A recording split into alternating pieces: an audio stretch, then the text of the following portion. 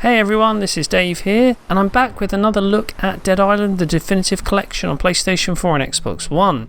This time though, I'm taking a look specifically at Dead Island Riptide, with a focus on the game's performance. So in terms of specifics, we're looking at the same setup on both Dead Island games here. Native 1080p on both consoles with a target frame rate of 30 FPS, using Techland's Dying Light engine. So, there are some interesting differences here between Riptide and the original Dead Island in this collection, and that is that performance is a lot less stable on Xbox One in this sequel.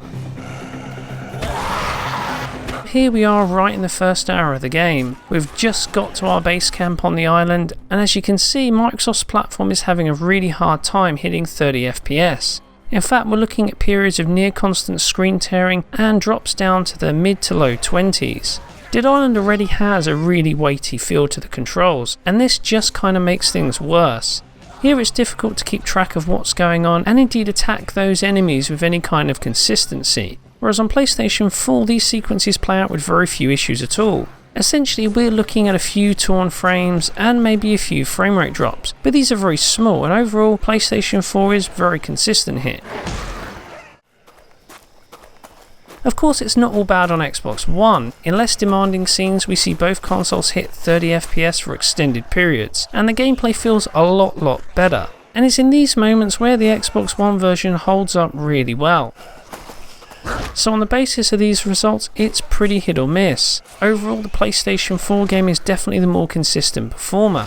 Xbox One definitely has its moments of stability, but at the same time there are areas where the game doesn't really hold up quite as well.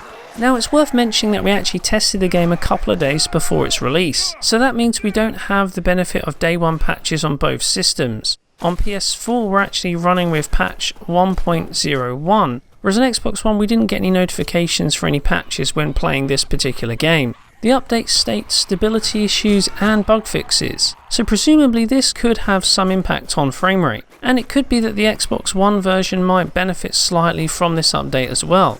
We'll be taking another look at the game's performance when both versions are fully patched up.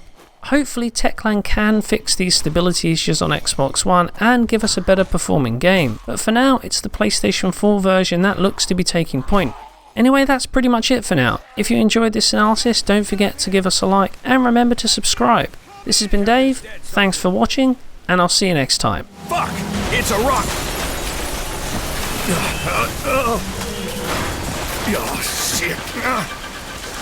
We're on a collision course. We have to get to the bridge. Yeah, we got another problem. We've got company. Shoot that bloody